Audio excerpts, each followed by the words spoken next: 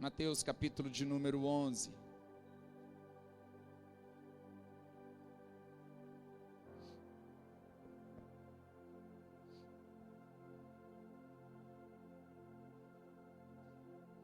Irmãos, nós estamos vivendo num tempo onde nós somos bombardeados por muitas informações, 24 horas por dia, a todo tempo, todo momento, você tem acesso a informações, coisas chegam até você. Eu acho que por um lado, isso é muito bom, porque até alguns anos atrás, todo o monopólio das informações estava na mão da mídia televisiva.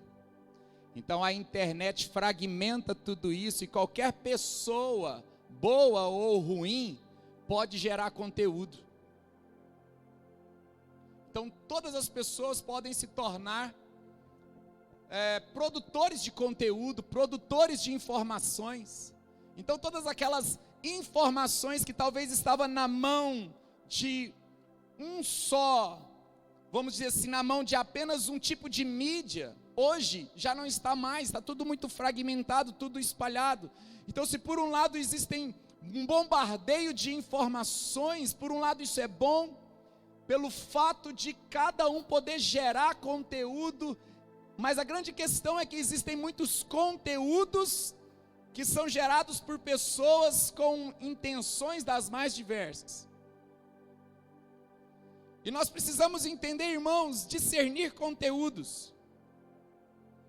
Por que, pastor, eu preciso aprender a discernir informações, discernir conteúdos? Sabe, meus irmãos, tanto dentro de um contexto de sociedade, como dentro de um contexto religioso e espiritual, a gente precisa aprender a discernir as coisas. A gente precisa aprender a olhar as coisas e saber o que está por trás do que se passa. Quando você olha na Bíblia, você vê no livro de Atos uma jovem que estava carregada de um espírito de adivinhação. Então Paulo e Silas estavam indo para o templo a fim de orar, e aquela jovem possessa de um espírito dizia: eis aí esses homens de Deus, que pregam a palavra de Deus. Todos os dias aquela jovem com um espírito de adivinhação falava isso. Veja bem, o conteúdo que ela falava era mentira, mas estava por trás dela o quê? O que levava à produção daquilo? Um espírito de adivinhação. Então nós estamos vivendo num tempo que nós somos muito bombardeados por informações, mas nós somos de certa forma, irmãos, preguiçosos no tocante a buscar a verdade. Algum tempo eu estava pensando e eu cheguei a talvez a algumas conclusões da seguinte forma: grande parte da nossa geração não quer verdades, quer conveniências. Então, se for conveniente aquela informação para aquilo que eu estou vivendo, eu recebo. Não importa a veracidade, não importa a fonte, é conveniente para o meu momento. Irmãos, a igreja, ela foi feita para ser uma portadora da verdade. E às vezes nós, religiosamente, vivemos uma vida de conveniências. Por isso que a Bíblia fala que nos últimos dias os homens fariam mestres para si mesmos. Eles buscariam mestres segundo as suas próprias cobiças, paixões e concupiscências. Então, irmãos, o mundo está carregado de ideologias, o mundo está carregado de várias maneiras de pensar, e nós precisamos tomar cuidado, porque se não formos portadores de verdades, de conteúdo, o que isso pode acontecer? Nós vamos nos adequar à conveniência de uma informação, de uma ideologia que se identifica com o meu momento, ou com o meu tempo, ou com o que eu estou passando. Foi feito, alguns dias atrás, eu lendo uma reportagem, foi feita ouvindo uma pessoa, foi feita uma pesquisa nos Estados Unidos, irmãos. Achei muito interessante isso. E eles foram pesquisar a respeito da personalidade das pessoas que votavam nos candidatos que eram republicanos, e nos candidatos, irmãos, que eram democratas. Democratas e republicanos é praticamente os dois partidos mais influentes que tem nos Estados Unidos. E quando eles fizeram essa pesquisa, irmãos, o resultado foi muito interessante. Por que foi interessante? Porque eles descobriram que cada governo que era eleito, independente se era democrata ou republicano, aquele governo ele era eleito a partir da personalidade do povo que votava. Então não importava se o candidato tivesse um plano de governo, tivesse uma ideia, o voto era a partir da personalidade que se identificava com o partido. Eu achei muito interessante, por quê? Porque as pessoas anulam a sua maneira de pensar por causa das suas paixões ideológicas. As pessoas anulam a sua consciência por causa, pastor, você vai pregar política? Eu não estou pregando política não, estou fazendo uma introdução, viu gente? Porque o contexto é tanto social como espiritual. Nos dois lugares a gente vê o mesmo cenário, na verdade a gente vê a mesma essência com cenários diferentes, e vocês vão entender isso. Então a primeira coisa, eles descobriram que se houvesse ali uma eleição limpa, o governo eleito representava o total da soma da personalidade do povo. Então assim, não importava se o governo tivesse feito algo bom ou ruim, não importava se as autoridades tivessem plano de governo bom ou ruim, ou se no passado tivesse roubado ou não, a personalidade de quem votou se identificava com o partido em si. O que eu vejo no meio de tudo isso, irmãos? Que nós temos às vezes as pessoas, a nossa nação, nós temos às vezes um sentimento, uma personalidade, e quando a gente fala de personalidade, nós estamos falando dessa soma de experiências que a gente tem na vida, que conduz a nossa forma de pensar, nossa forma de agir, que conduz os nossos relacionamentos em si, é uma soma, um total, e nessa formação da personalidade, nós começamos a nos identificar com certas coisas, e nesse poder de identificação, nós anulamos o raciocínio. Você se identifica tanto com algo que você não faz questão mais de pensar sobre algo. Quem está entendendo? Você se identifica tanto com aquele ambiente, com aquela paixão, com aquilo que você anula seu pensamento. Você não pensa. Irmãos, 85% dos brasileiros sabem ler e escrever. Foi feita uma pesquisa, olha isso. Só que quando entregam para eles um texto, eles não conseguem interpretar. Quem lembra quando você fazia prova de interpretação de texto? Na faculdade, na escola, você lembra? Era difícil ou fácil? Parecia que o professor colocava as respostas lá, a pergunta, e colocava 5 respostas. Parecia que a 5 estava certa. Ou às vezes parecia que a 5 estava errada. A grande questão é que sabemos ler, sabemos escrever, mas não sabemos interpretar. Duro é quando isso está inserido na cultura. Porque eu sei ler, eu sei escrever, não importa se eu sei interpretar, eu já sei ler e escrever. E aí, sabe, irmãos, existe toda uma estrutura invisível por trás que sabe usar a incapacidade de interpretação das pessoas. E na incapacidade de interpretação, eu vou me mover pela conveniência. Na incapacidade de interpretação, na minha preguiça intelectual, eu me movo por aquilo que eu me identifico segundo meu jeito de ser e a minha personalidade. Então não importa as fontes, importa se está dando certo para mim. Não importa as fontes, importa se aquilo está trazendo algum tipo de resultado. Irmãos, você não pode anular o seu raciocínio por nada. Amém? Você não pode anular o seu raciocínio por nada. Você precisa aprender a ouvir e pensar sobre o que você está ouvindo, inclusive nesse exato momento. Inclusive agora.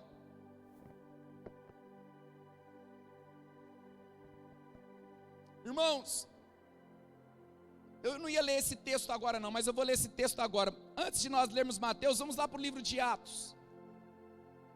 Abra em Atos dos Apóstolos, no capítulo 17.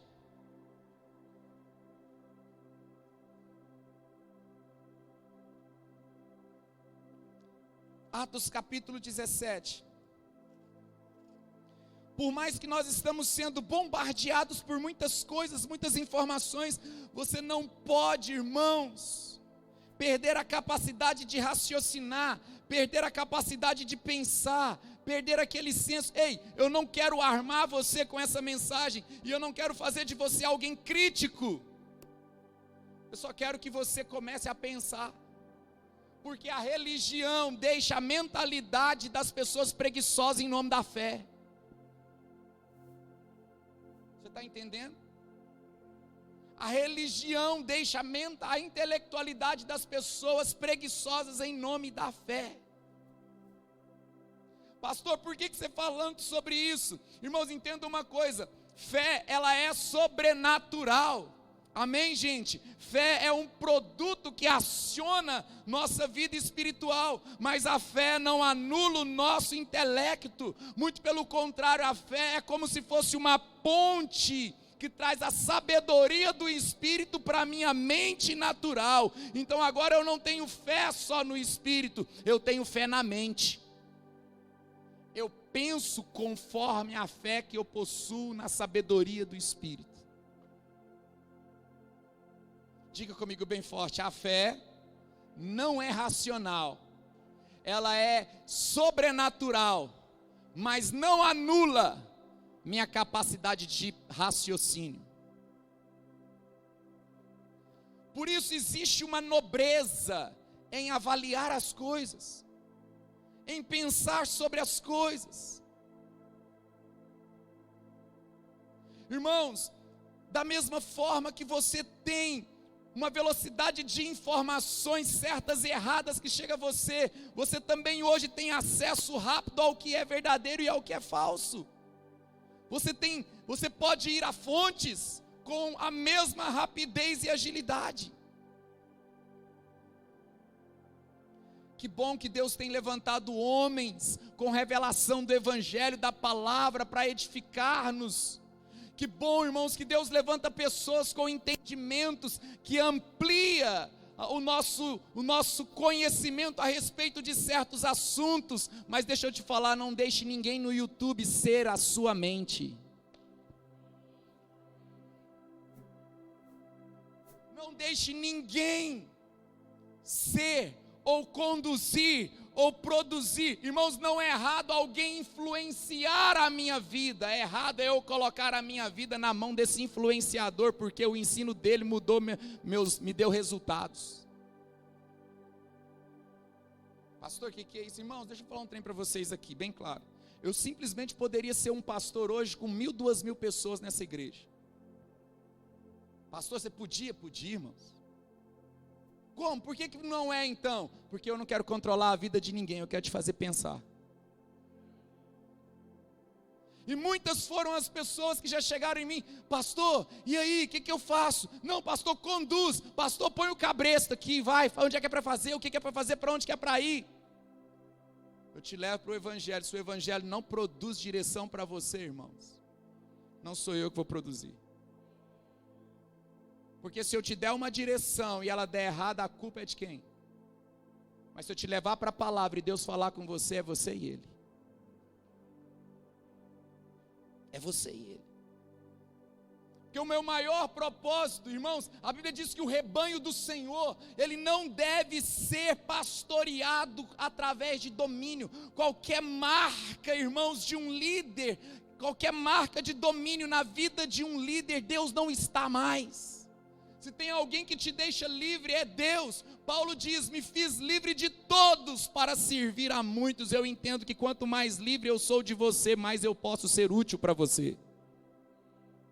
A minha utilidade sobre a sua vida não é o quanto eu te domino, mas é o quanto eu sou livre da sua vida.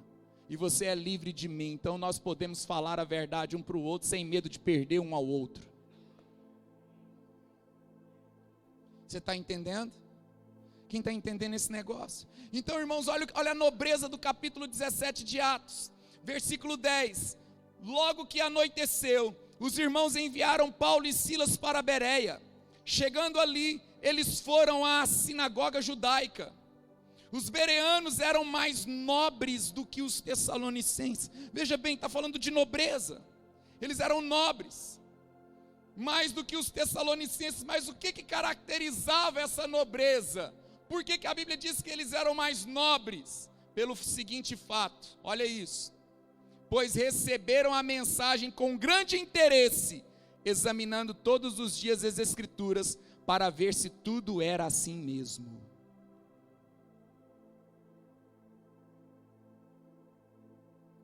Examinando as Escrituras, recebendo a mensagem com muito interesse, examinando as Escrituras, para ver se era assim mesmo. E quem é que estava pregando para eles? Quem, gente? Paulo era o cara. Na época, Paulo tinha o canal do YouTube mais seguido. Paulo tinha o Instagram da época. Paulo tinha resultados. Mas mesmo Paulo sendo o cara da época, eles falaram assim, vamos examinar o que ele está falando, para ver se é assim mesmo. Isso fazia deles pessoas nobres. Você sabe por quê, irmãos? Eu vou falar algo muito sério aqui. Sabe por que nós estamos nesses tempos? Sabe por que nós não conseguimos pensar sobre o que falam para a gente? Eu vou falar porque a gente não tem conteúdo no espírito nem na mente. Se você não tem conteúdo dentro de você, você vai pensar sobre o que te fala a partir de que ponto de vista? Se você não tem conteúdo aí dentro. Quando te falarem a respeito de assuntos atuais, não há um conteúdo que te faça pensar. Então, se você não tem conteúdo que te faça pensar, tudo que te fala vai entrar.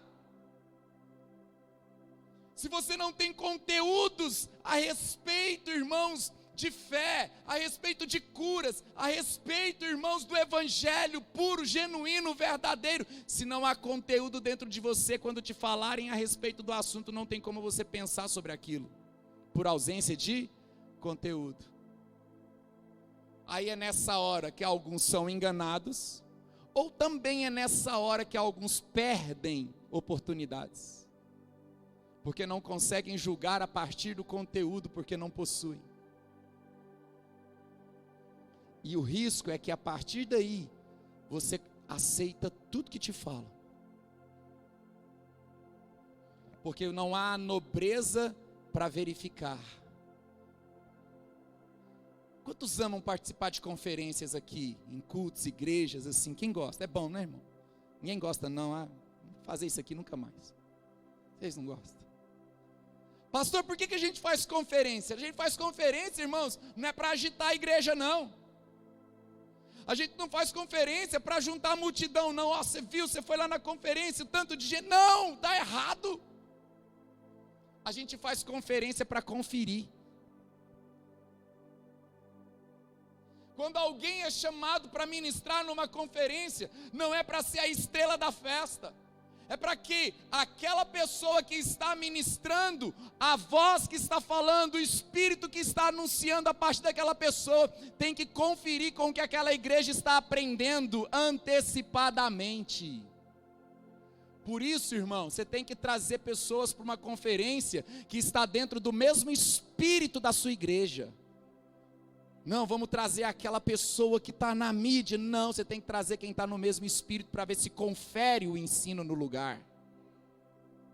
Então diga comigo, conferência é para conferir o que Deus está falando.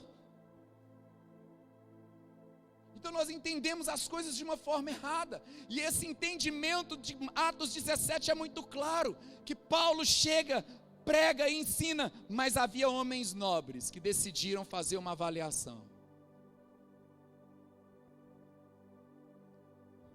Dá uma sacudidinha, uma cutucada no seu irmão aí com o cotovelo aí, pode doer, não tem nada não. Fala assim, você precisa largar de preguiça.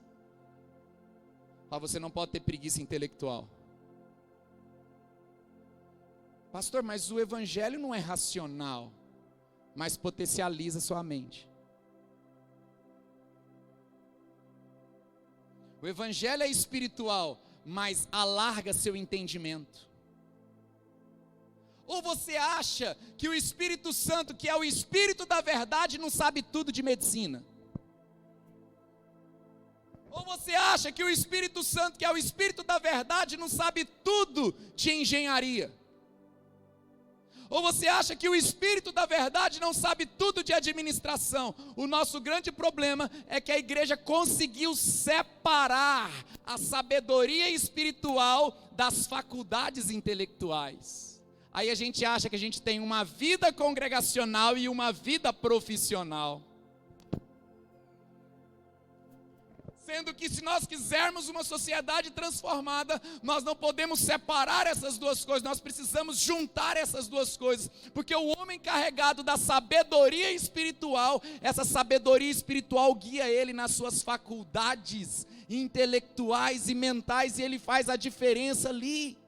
Por que José administrou o Egito com tanta sabedoria, nos 7 anos de fome, nos 7 anos de escassez? Porque Deus deu a sabedoria dele para ele administrar a nação. Quem quer? Quer não? Você separou o negócio, irmão.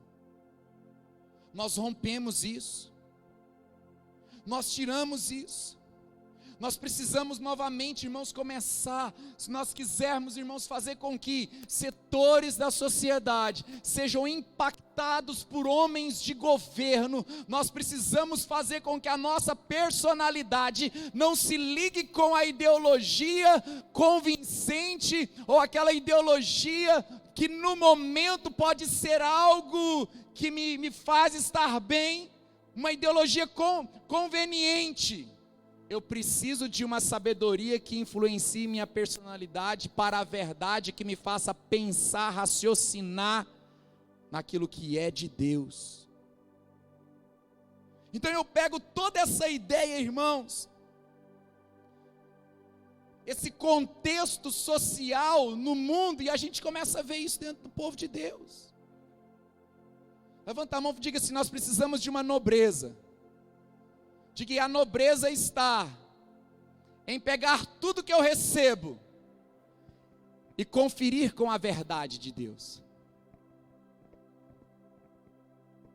Irmãos, quando Jesus quis mudar a vida das pessoas, vamos agora para Mateus, que vou te mostrar como é que Jesus quis mudar a vida das pessoas. Vamos lá, Mateus capítulo de número 11.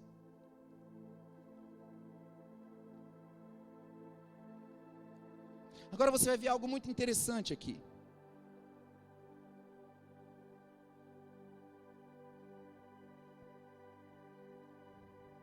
Versículo 1. Encontraram, gente?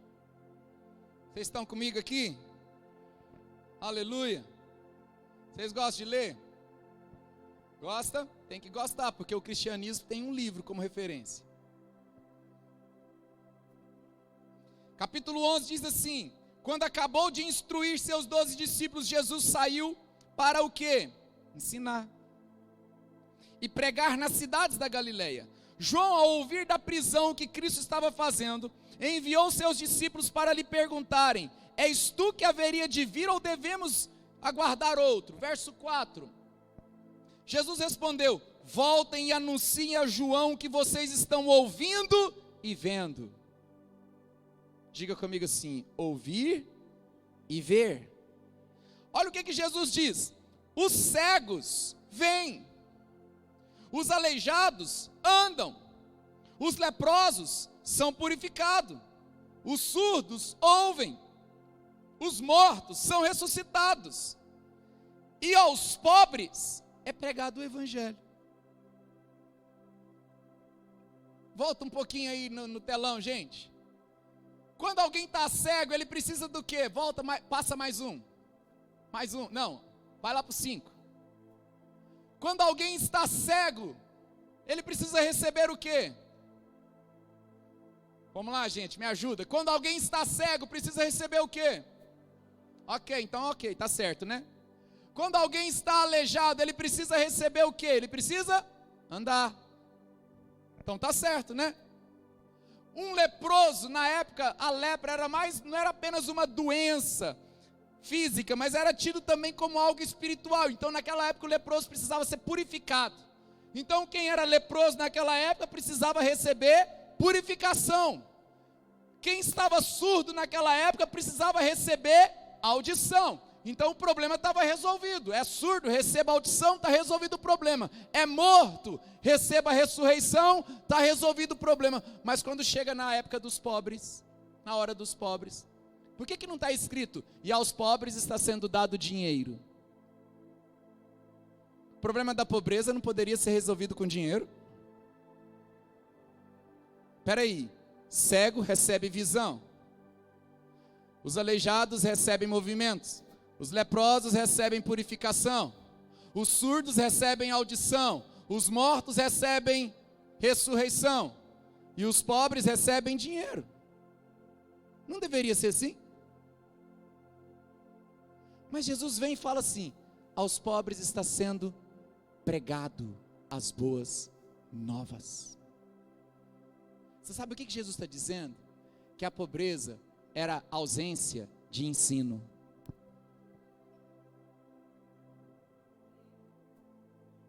Você, acreditando ou não, irmãos, era uma questão de ensino.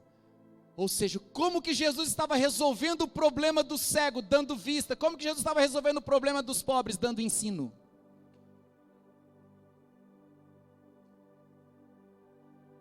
Irmãos, deixa eu fazer uma pergunta aqui. Quem gostaria sinceramente assim de viver uma vida próspera? Levanta a mão.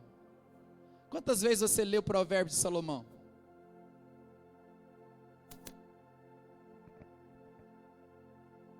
Porque Salomão foi o homem mais rico que teve nessa terra. Se o cara mais rico que teve nessa terra deixou um livro escrito e eu tenho interesse de prosperar, eu tenho que ler o livro dele.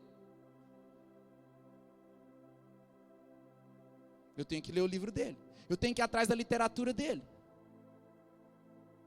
Então, quando chega nesse momento, Jesus ele traz uma verdade. Ei, eu resolvo o problema da miséria, eu resolvo o problema da falta a partir de ensinos.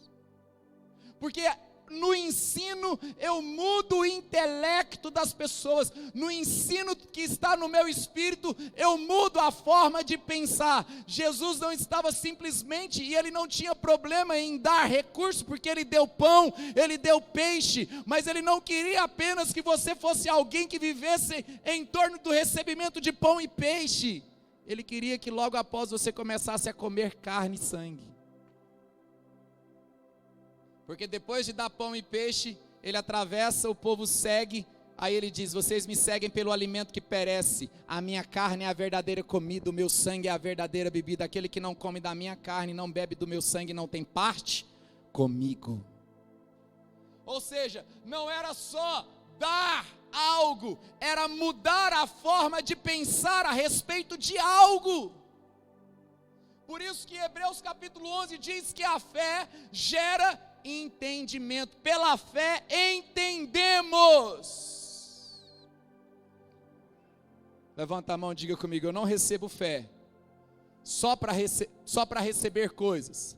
Vamos lá, diga, eu não tenho fé só para receber coisas. Diga, eu tenho fé para entender sobre o que eu recebo. Por isso que a ideia de Deus não é que você tenha fé simplesmente para receber uma bênção no casamento, mas a sua fé, a sabedoria no seu espírito transfere entendimento para a sua mente, e agora você não apenas tem fé para mudar as coisas do casamento, mas para ver casamento a partir do ensino do coração de Deus, a partir daquilo. Sabe, meus irmãos, nós precisamos tomar muito cuidado para que, dentro do contexto religioso, você não se torne intelectualmente preguiçoso.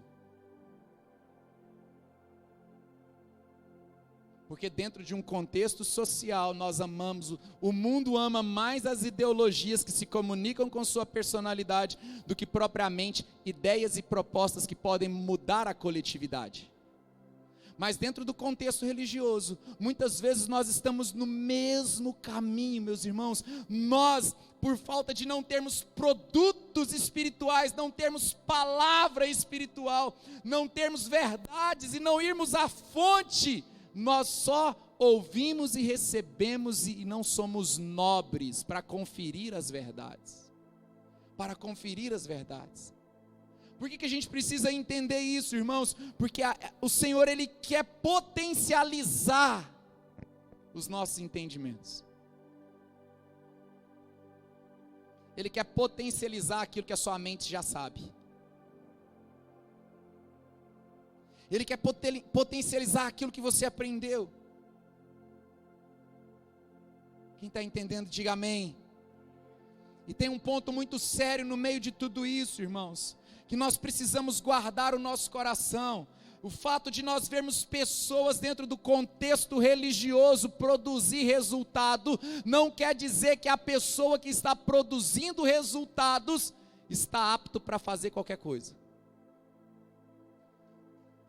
Irmãos, quem aqui já viu pessoas orar, enfermos serem curados, e quando ele termina de orar, ele sai para a rua e faz coisas absurdas? Quem já viu? Aí você pensa, meu Deus, como é que aquela pessoa ora, profetiza, faz curas, e depois dali ele é capaz de certas coisas? Os dons são irrevogáveis. Ei, deixa eu te falar uma coisa, Deus não precisa estar no lugar para que sinais aconteçam. Sabia disso? Deus não precisa estar no lugar para que sinais aconteçam.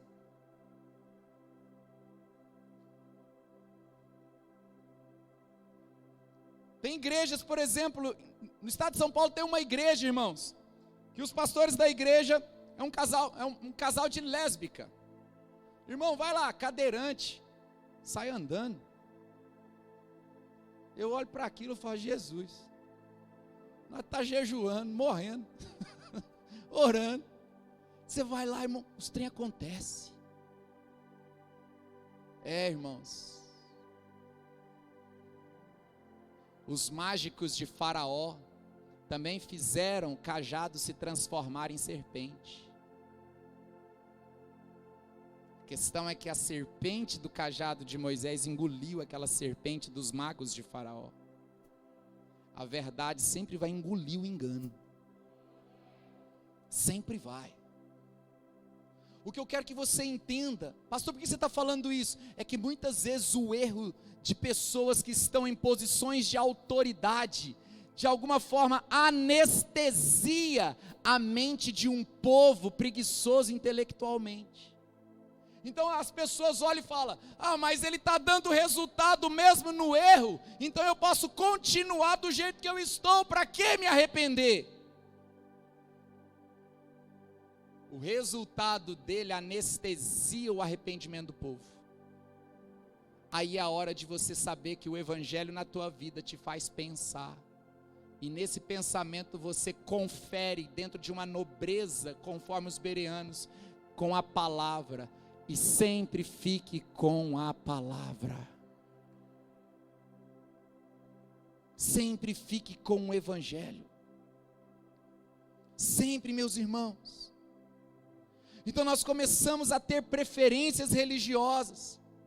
E dentro das nossas preferências religiosas, nós nos posicionamos, sabe, dentro das nossas preferências religiosas, nós vamos deixando de pensar, de analisar, de ir à fonte, de buscar, irmãos, substância para que a gente possa chocar com a verdade.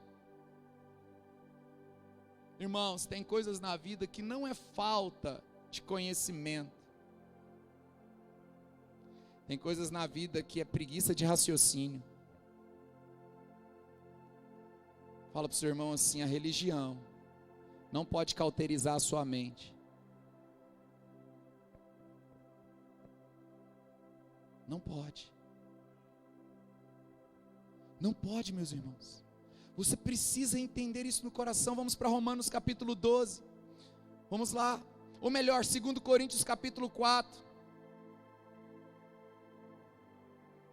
Toda pessoa que abre mão de pensar, toda pessoa que abre mão de raciocinar intelectualmente a partir da substância do evangelho que está na mente, ele vai ser controlado.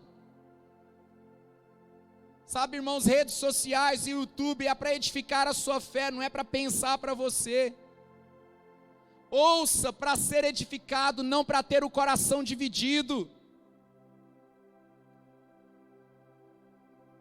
Meus irmãos, o diabo sabe trabalhar muito bem isso, e eu quero ler com vocês o capítulo de número 4 de 2 Coríntios, olha o que diz esse texto.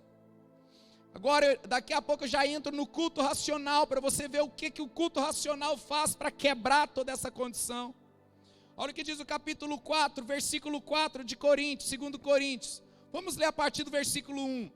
Portanto, visto que temos este ministério pela misericórdia que nos foi dada, não desanimamos. Antes renunciamos aos procedimentos secretos e vergonhosos. Não usamos de engano, nem torcemos a palavra de Deus. Ei, tem muita mensagem que está torcida. Amém? Está entendendo?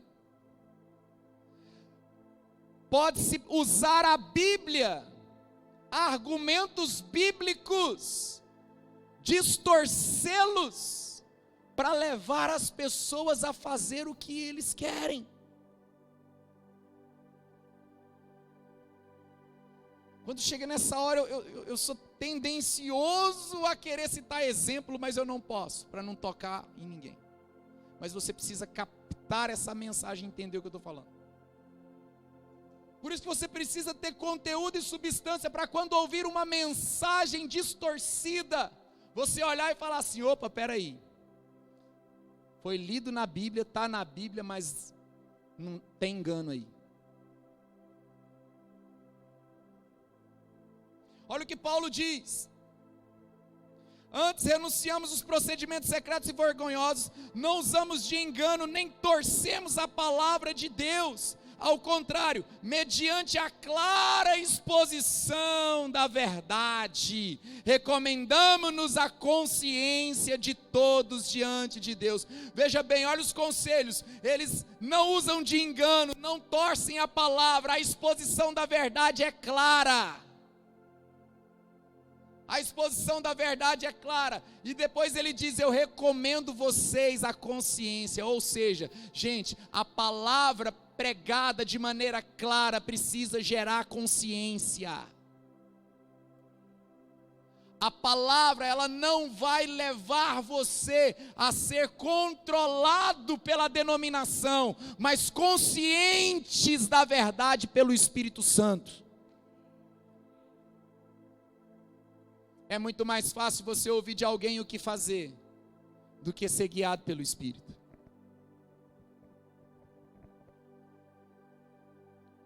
Então no versículo de número 3 diz, mas se o nosso evangelho está encoberto, para os que estão perecendo é que está encoberto. 4, o Deus desta era cegou o entendimento dos descrentes, para que não vejam a luz do evangelho da glória de Cristo, que é a imagem de Deus. O Deus dessa era cega o entendimento. Irmãos, eu sou de uma época que quando eu converti, era incrível o tanto de demônio que tinha. E alguém aqui é convertido há mais de 20 anos? Vocês lembram que vocês iam nos cultos, nas igrejas, os pastores levantavam a mão, caía que é tanta gente endemoniada. Lembra, Tico? Era gente demais. Irmãos, a primeira vez que eu comecei a pastorear, eu tinha 17 anos e eu fui dirigir uma congregação. Irmãos, o primeiro culto da congregação tinha umas 60 pessoas. E aí eu fui fazer a oração. Na igreja que eu fazia parte tinha uma campanha, e aí eu fui fazer a oração da campanha. Irmãos, eu levantei a mão. Quando eu levantei a mão para orar, dos 60, uns 50 caiu endemoniado. Eu não sabia o que eu fazia. Eu não sabia. Porque tanta gente endemoniada. Eu me lembro quando depois, em 2001, que eu fui para Jataí, pastorear lá. Nos primeiros cultos, nós começávamos a orar. Irmãos, só dava a Ellen correndo atrás do povo, assim, segurando, e caía um, ela punha no chão, pegava, caía. Aí os que ficavam de pé ajudavam a segurar os que estavam caindo endemoniados. Aí esse dia eu estava pensando, Deus, cadê aquele tanto de demônio? Para onde que eles foram? Cadê que esse tanto de demônio? Olha eu querendo saber cadê os demônios, né, gente? Olha que coisa. Quem quer saber cadê demônio, gente? Só o pastor mesmo. Irmãos, sabe o que eu entendi? Os demônios hoje, eles não estão agindo como agia 20 anos atrás. Não é aquelas possessões que você orava, manifestava, o povo caía e tal do tipo, não. Os demônios hoje atuam na mente, cauterizando pensamentos, formando ideias, e na hora que ele cauteriza, forma ideia e pensamento, ele vai embora, porque a pessoa já ficou cega de entendimento, e alguém cego de entendimento destrói a si mesmo, não precisa nem do demônio destruir. Vai que o demônio entra e o cara ainda entra numa igreja, aí ele é expulso. Mas agora o cara precisa entrar numa igreja com a mente cauterizada, o trabalho é muito mais difícil você mudar o pensamento de alguém, do que simplesmente pôr a mão na cabeça e expulsar um demônio. Demônio, você põe a mão na cabeça e expulsa. Mudar pensamento, irmão. Mudar pensamento é diferente. Mudar entendimento é diferente. São coisas que ocorrem há anos. Olha o que diz, irmãos, no livro de Gálatas. Passa algumas páginas, vamos em Gálatas. Nós precisamos nos abastecer de conteúdos bíblicos, de palavra. Irmãos, vai para a Bíblia de forma pura. Olha o que diz o capítulo de número 3, uma situação que estava ocorrendo na Galácia, entre os irmãos, os Gálatas. 3:1 diz: ó Gálatas insensatos. Os bereanos, lá de Atos 17, eram nobres. Os Gálatas do capítulo 3, eles são insensatos. Por quê? Olha o que diz: quem os enfeitiçou? Quem enfeitiçou vocês? Não foi diante dos seus olhos que Jesus foi exposto como crucificado. Ei, olha para mim, você teve uma experiência com a glória de Deus já, você já recebeu o Espírito Santo, você já teve experiências com o Espírito Santo, com a palavra. Você não pode permitir que a sua mente seja enfeitiçada. Nós precisamos de defesas dentro de nós, que são acionadas no momento em que escutamos um engano. Ao ouvir algo errado, eu não estou aberto para receber. Ao ouvir algo, aciona-se uma defesa espiritual, pelo fato de você estar cheio da palavra. Você está tão cheio da palavra, que eu estou aqui pregando há 40 minutos e de repente eu falo uma coisa que não é. Acende a luz na hora dentro de você. Na hora. Olha por que eles foram enfeitiçados. Olha o capítulo de número 4. Passa uma página.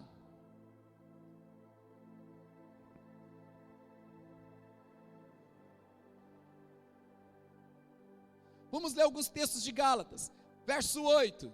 Antes, quando vocês não conheciam a Deus, eram escravos daquele que por natureza não são deuses. Mas agora conhecendo a Deus, ou melhor, sendo por Ele conhecido, como é que estão voltando àqueles mesmos princípios elementares, fracos e sem poder?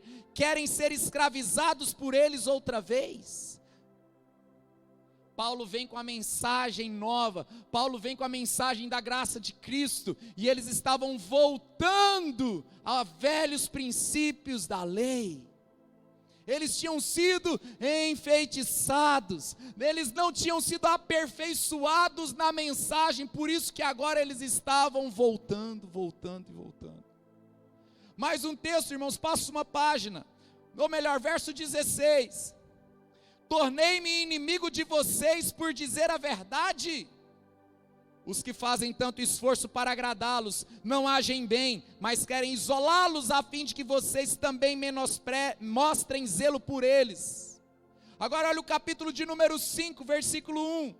Foi para a liberdade que Cristo nos libertou. Portanto, permaneçam firmes e não se deixem submeter novamente a jugo de escravidão. Ah, meus irmãos, Eu quero pegar a rota final dessa mensagem, falando para vocês o porquê que o culto tem que ser racional. O porquê que nós precisamos, irmãos, estar sempre cheio de verdades. Vamos lá para Romanos 12. Voltam algumas páginas.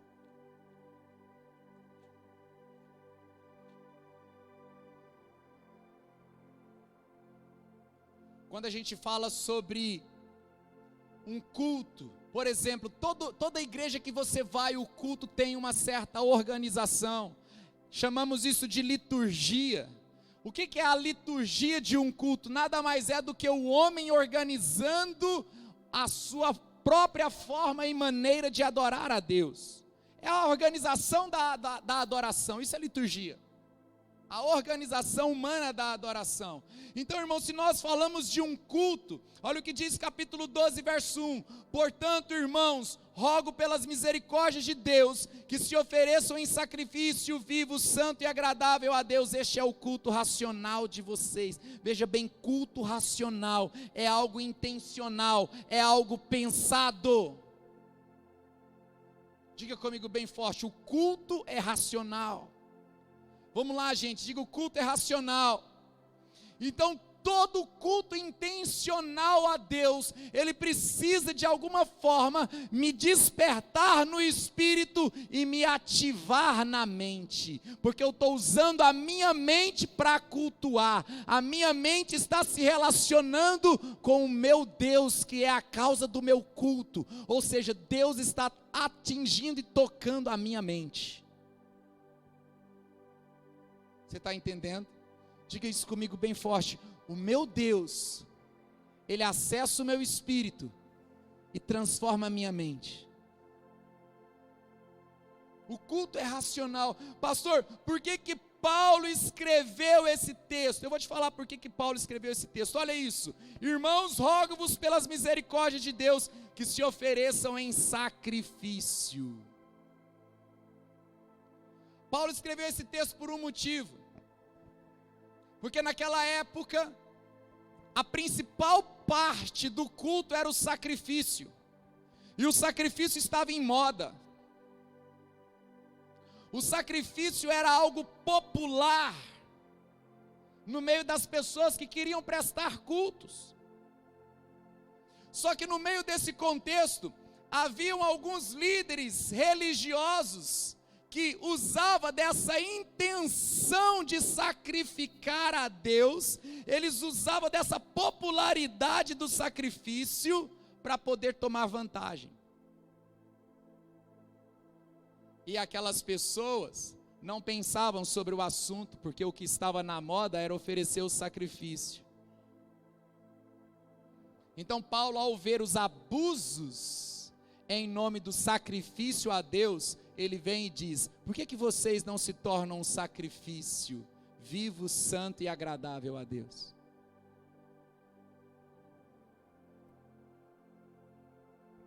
É vocês.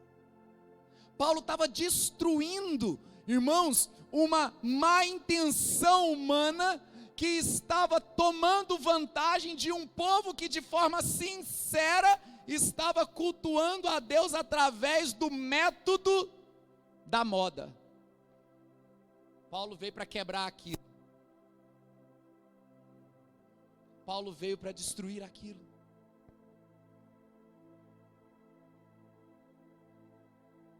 Se segurar para não falar, Pablo. Você tem que parar de cair em certas coisas, irmãos. Amém? Fala para o seu irmão que está do lado, você tem que parar de dar umas bobeiras que você dá. Ah, pastor, mas é algo sincero. Não adianta ser sincero no engano, a não ser que aquele engano seja conveniente para você. Não adianta ser sincero no engano. Olha para mim. Existe uma atmosfera mística que se comunica com a idolatria carnal do povo. E dentro desse ambiente de atmosfera mística, o mundo Irmãos, mais de 80% da população mundial é influenciado por algum tipo de religião. Então, a humanidade está debaixo de um céu religiosamente mística. E uma das obras da carne de Gálatas 5 é a idolatria. Todo mundo tem as obras da carne na carne, no corpo. O fato é que esse cenário místico, essa atmosfera mística se comunica com a idolatria do povo. E tem muita gente que sabe usar isso para tomar vantagem.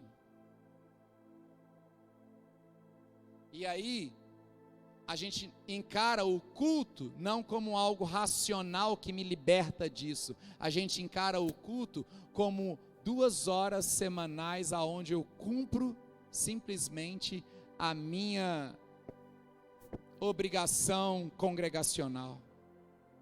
E estamos expostos aos enganos. Você precisa sair daqui despertado a pensar a partir da palavra. Você tem que sair daqui despertado a pensar a partir da verdade. Você tem que sair daqui nessa noite com nobreza no coração. Você tem que sair daqui hoje dizendo assim: a partir de hoje eu vou ter um filtro dentro de mim. Um filtro dentro de mim. Você precisa sair daqui hoje, irmãos, sabe, querendo fazer com que essa atmosfera mística, ela não influencie você. E principalmente, irmão, você precisa sair daqui hoje, entendendo uma coisa, que Deus, Ele não fez separação das revelações espirituais com as faculdades intelectuais. Pastor, mas tem muita faculdade que ensina muito lixo. Tem muitos ensinos que estão carregados de intenções erradas. Tem, eu estou falando de ensinos no mundo mesmo. Mas se você estiver cheio da verdade, você vai identificar todos. E vai conseguir, sendo cheio da verdade, no seu campo de atuação, manifestar a glória de Deus. Manifestar a glória de Deus. Você quer isso na sua vida, gente? Você quer isso? Está na hora, irmãos. Não é simplesmente sentar para ouvir e receber. É sentar para ouvir, analisar, filtrar, orar. E se o Espírito Santo testificar, você recebe. Você recebe. Os resultados de qualquer pessoa que seja, não anula a nossa intencionalidade de filtrar informações. O culto racional, ele ativa você, ele liberta você de qualquer apatia intelectual.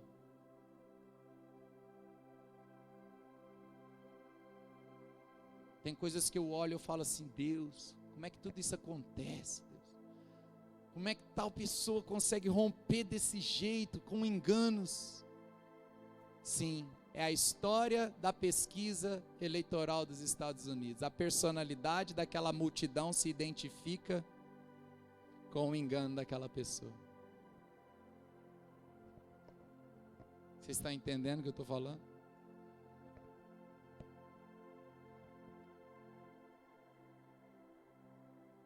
Você nasceu com a natureza de Deus, e a natureza de Deus na sua vida é mais forte do que qualquer formação de personalidade que você possa ter tido na sua história de vida. Por mais que homens, familiares, os pais influenciam sua formação, a natureza de Deus em você é mais poderosa. Ou deveria ser. Pastor, qual a intenção dessa mensagem? Te fazer nobre. Não é te armar contra as pessoas, qualquer um que seja, mas é fazer com que você seja alguém que avalie, que filtre as coisas, e que não tenha preguiça, irmão, de ir à fonte, de ir à palavra, de ir na Bíblia. Talvez muitos aqui só vão pôr a mão nesse livro domingo que vem. Isso não é bom. Talvez muitos aqui, a partir desse momento que você sair, você vai ser bombardeado, continuar sendo bombardeado por muitas informações. E é a partir dessas substâncias que você está recebendo, que toda a sua forma de pensar está sendo formada. É tão simples. A vida com Deus é oração e palavra. Oração e palavra. A vida com Deus não deixa você complexo. A vida com Deus deixa você simples. Por isso que quanto mais você cresce na fé, mais simples você se torna. Mais simples você se torna. Fique de pé, meus irmãos, no seu lugar. Aleluia, meus irmãos. Quem recebe essa palavra? Você recebe essa palavra? Irmãos, nós estamos formando o que aqui? Quem que nós estamos querendo gerar nesse tempo como igreja, irmãos? Nós precisamos gerar um povo consciente. Nós precisamos gerar uma igreja que é consciente da verdade.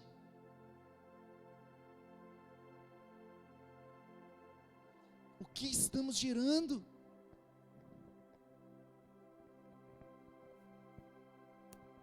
O que você está, irmãos, o que você está se tornando?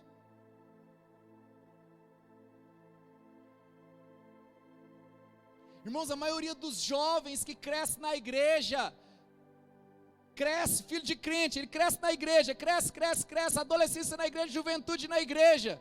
Com 17 anos ele vai para a faculdade, com 6 meses, ele já está com o cigarro de maconha na mão, com a bandeira vermelha.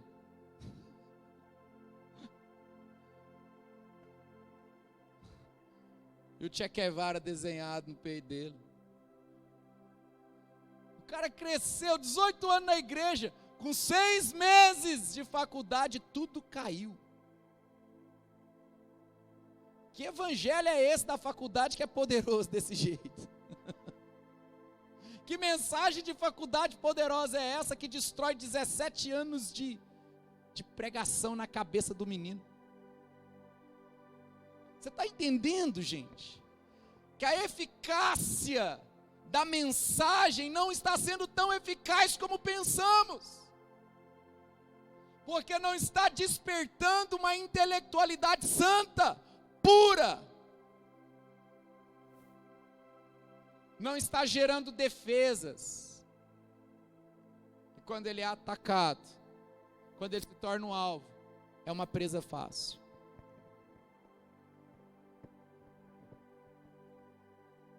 Amém, gente? Eu não sei se vocês entenderam ou se eu consegui cumprir meu objetivo nessa noite. Mas a única coisa que eu sei, irmãos, é que particularmente dentro de mim está acontecendo algo assim, uma transição ministerial muito pessoal dentro de mim. Eu até falo isso para vocês, há uma transição.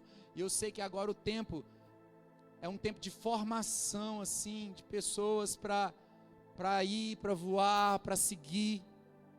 E você precisa seguir, você precisa voar, mas capacitado, guardado, protegido. Irmãos, se você quiser ser influente nesses próximos anos, Deus vai te inserir em setores que você nunca pensou. Durante anos e anos a gente pensou que a nossa influência estaria em se tornar um pastor de um púlpito. Talvez nos próximos anos a influência não estará mais nos púlpitos. Talvez nos próximos anos as influências estarão em homens formados com a verdade nos setores que se precisa na sociedade. O meu Deus, Ele sabe de todas as ciências do mundo.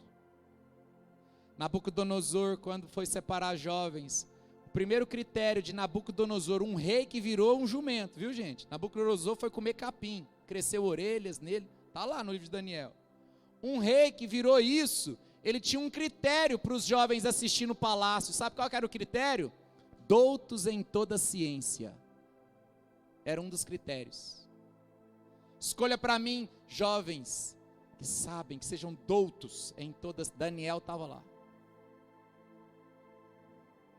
A grande questão é que Daniel, Sadraque, Mesaque e Abednego, eles estavam lá, eram doutos em toda ciência, mas eles não se misturavam com as iguarias do rei. Sabe, irmão, deixa eu te falar, seja conhecedor de toda ciência, mas você não precisa se misturar com as iguarias do mundo. Não precisa.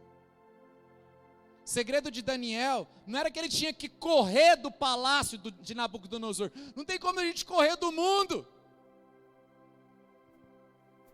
É só não amar as coisas do mundo. E você carregado da ciência, carregado do seu conhecimento, da sua formação, cheio do Evangelho, cheio do Espírito Santo, cheio da palavra, você vai sim fazer a diferença no palácio. Por isso, irmãos, que entrava rei, saía rei. Daniel estava lá interpretando sonhos, Daniel estava lá dando as direções, Daniel estava lá, irmãos. E na hora que o trem apertava, chamava alguém que não participava das mesmas iguarias.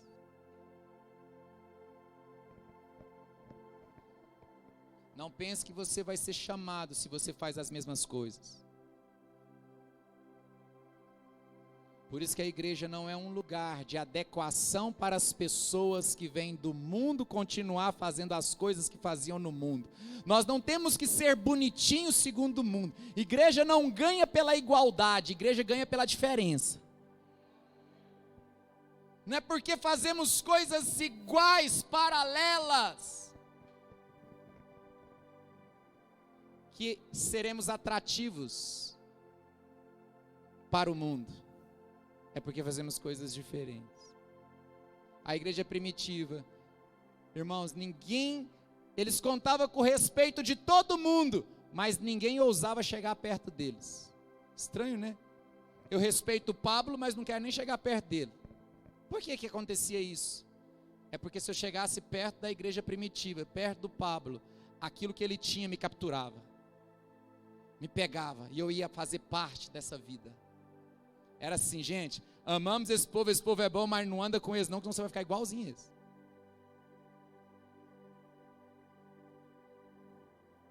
A igreja é diferente.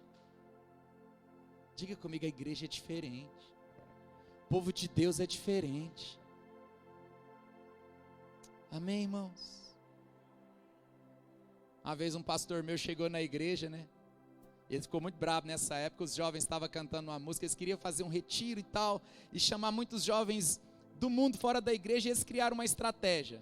Aí tinha uma música do mundo, eu não me lembro a letra da música do mundo, só sei que os jovens da igreja transformou a música do mundo numa letra aparentemente de Deus. Aí chegava lá no culto do jovem, estava lá os jovens, vai sacudir, vai abalar, quando meu Jesus voltar.